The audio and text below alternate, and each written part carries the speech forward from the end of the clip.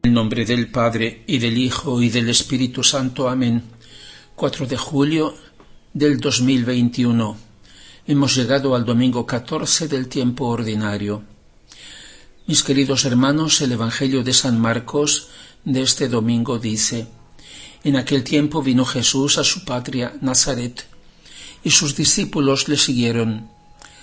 Llegado el sábado se puso a enseñar en la sinagoga, y muchos oyéndole se maravillaban diciendo: ¿De dónde le vienen a éste tales cosas?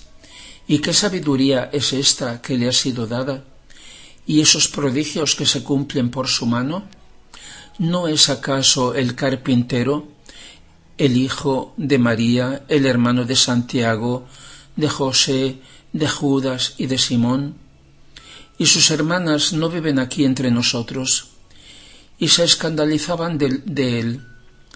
Pero Jesús les dijo: Un profeta no es despreciado más que en su patria, entre sus parientes y en su familia. Y no pudo hacer allí ningún milagro, fuera de imponer las manos a algunos enfermos, y los curó. Y se admiraba de su incredulidad. Jesús recorría los pueblos de los alrededores enseñando.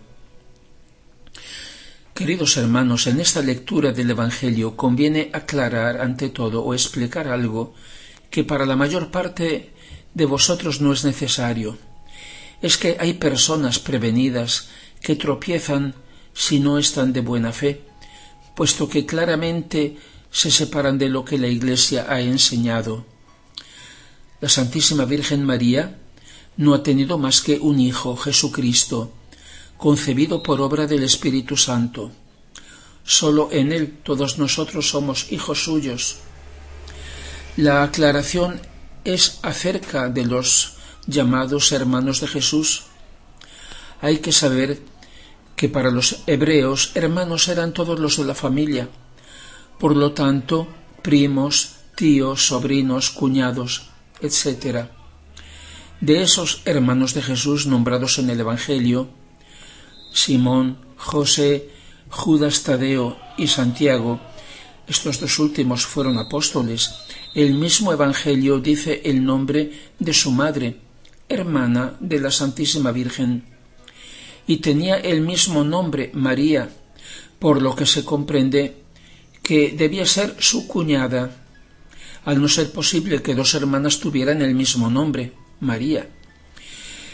Mateo, Marcos y Lucas la indican como la madre de esos apóstoles, mientras que Juan, cuando describe María al pie de la cruz y junto a ella su hermana, así llamada María de Cleofas, y María Magdalena, la indica como María de Cleofas, el cual Cleofas no podía ser un hijo suyo, uno de esos 4 ya mencionados, sino que dice, como era el modo de nombrar, de quién era hija ella, de Cleofas, María hija de Cleofas, y puesto que uno de sus hijos, Santiago, en otro sitio es llamado de Alfeo, significa que esta María, cuñada de la Virgen, era la esposa de ese Alfeo, padre de los 4 nombrados, que así resultan ser primos hermanos de Jesús por parte de San José.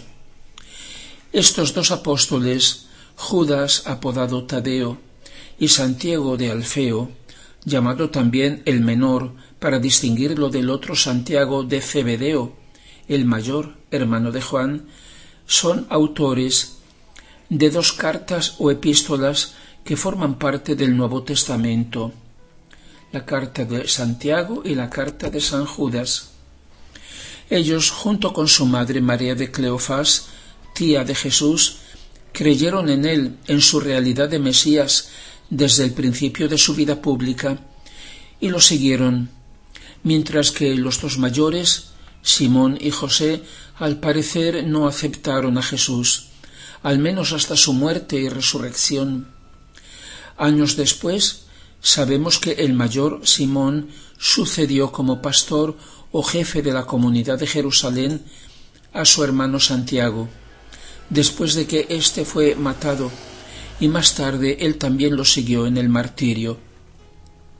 Probablemente la actitud contraria de los dos hermanos mayores se unió a la reacción hostil de la gente de Nazaret contra el Señor, cuando Jesús les echó en cara su dureza de corazón, reacción que llegó al punto de querer tirarlo por el precipicio sobre el que está la ciudad, como cuenta San Lucas, y Jesús se fue y no volvió más. Fueron ellos, estos dos hermanos mayores, los que más adelante lo buscaron durante su vida pública, llevando con ellos a su tía, la Santísima Virgen, casi como un rehén, para ver si lo convencían a que volviera con ellos a Nazaret, a que dejara esa vida de apostolado con la cual se ponía contra el poder de las autoridades religiosas, que era mejor que se ocupara él de su madre, viuda y sola, de la que se tenían que ocupar ellos. Fue entonces cuando Jesús dijo: ¿Quién es mi madre y quiénes son mis hermanos? El que hace la voluntad de mi Padre es para mí hermano, hermana y madre. Ese es el vínculo que cuenta para él, no el de la carne o la sangre o el apellido. ¿Por qué esa actitud contraria? Porque él se presenta de parte de Dios, o sea, como profeta.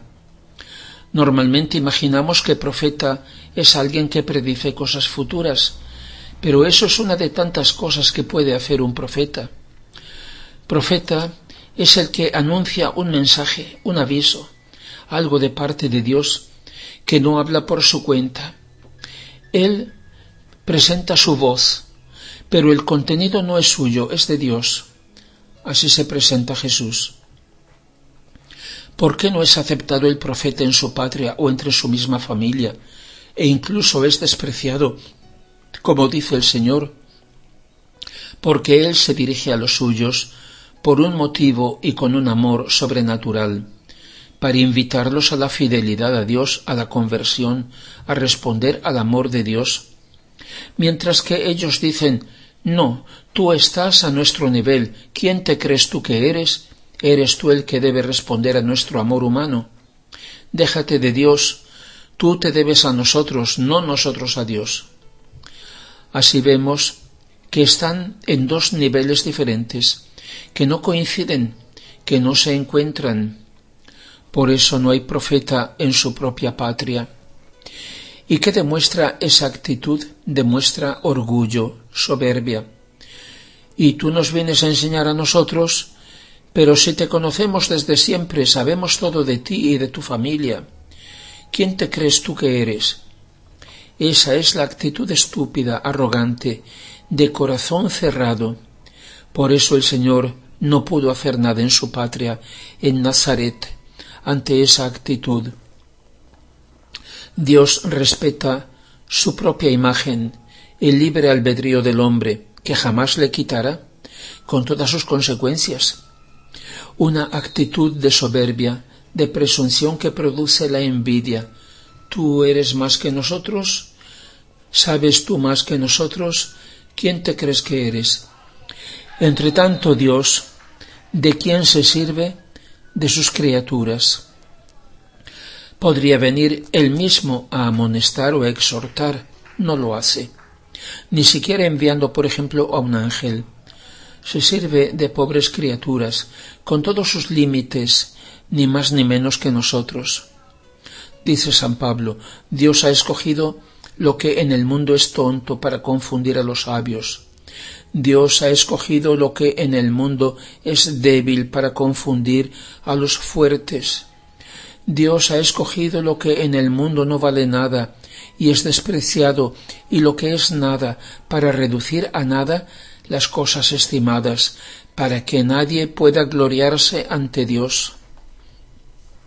Dios, aquel que es el único, el primero, se ha humillado, se ha hecho el último, y se complace en servirse de lo que no cuenta y no vale, para que aquellos a quienes envía sus profetas se abajen y, dejando toda presunción y prevención, se abran a la verdad. Se lo dice Jesús a su pequeña hija, Luisa Picarreta, en el capítulo del 17 de enero de 1921, en el volumen 12. Hija mía, tengo por costumbre escoger a las almas más abyectas, incapaces y pobres para mis obras más grandes. Mi misma mamá nada tenía de extraordinario en su exterior, ningún milagro, ningún signo tenía que la hiciera distinguirse de las otras mujeres. Su único distintivo era la perfecta virtud, a la que casi nadie hacía caso. Y si a los otros santos les he dado el distintivo de los milagros y a otros les he decorado con mis llagas, a mi mamá nada. Y sin embargo era el portento de los portentos, el milagro de los milagros, la verdadera y perfecta crucificada, nadie como ella. Yo acostumbro a hacer como un señor que tiene dos servidores. Uno parece un gigante, hercúleo, hábil para todo. El otro es pequeño, bajo, incapaz. Parece que no sabe hacer nada, ningún servicio importante. El dueño, si lo tiene, es más como caridad e incluso para divertirse. Ahora bien, debiendo mandar 1 millón, 1000 millones a un país, ¿qué hace? Llama al pequeño, al incapaz, le encarga que lleve la gran suma de dinero y piensa, si se lo encargo al gigante, todos estarán atentos, los ladrones lo asaltarán, le pueden robar, y si con su fuerza hercúlea se defiende podrá ser herido. Sé que es valiente y capaz, pero quiero protegerle, no quiero que corra evidente peligro. Mientras que a este pequeño, sabiendo que es incapaz, nadie le va a hacer caso, nadie va a pensar que puedo encomendarle una suma tan importante, y sano y salvo volverá.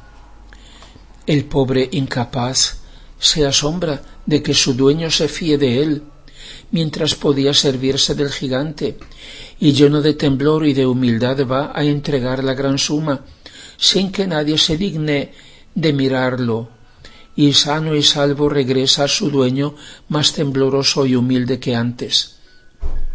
Así hago yo. Cuanto más grande es la obra que quiero hacer, tanto más elijo almas abyectas, pobres, ignorantes, sin nada de exterior que las denote. Su estado abyecto servirá como segura protección para mi obra. Los ladrones de la propia estima, del amor propio, no le pondrán atención, conociendo su incapacidad, y ella, humilde y temblorosa, cumplirá el encargo que le hago, sabiendo que no ella sino yo he hecho todo en ella.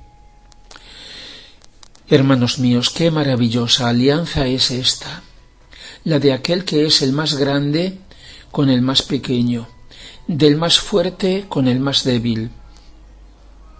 A todos nosotros el Señor ha encomendado esta tarea de llevar su mensaje. Dice, el que os escucha a vosotros me escucha a mí, y el que me escucha a mí escucha a aquel que me ha enviado. Por tanto, las palabras que decimos no deben ser nuestras, sino de aquel que nos ha enviado. Él ha querido compartir con nosotros todo lo que Él es, sacerdote, profeta y rey, para ser portadores suyos, sus representantes, ser su voz y presencia suya por medio nuestro. ¡Qué don inmenso! El Señor quiere llegar a los demás y darse a los otros por medio nuestro. Esta presencia suya por medio nuestro provoca por fuerza una reacción en los demás, una respuesta de acogida o de rechazo, que no es tanto a nosotros cuanto a Él. Gloria al Padre y al Hijo y al Espíritu Santo, como era en el principio, ahora y siempre, y por los siglos de los siglos. Amén.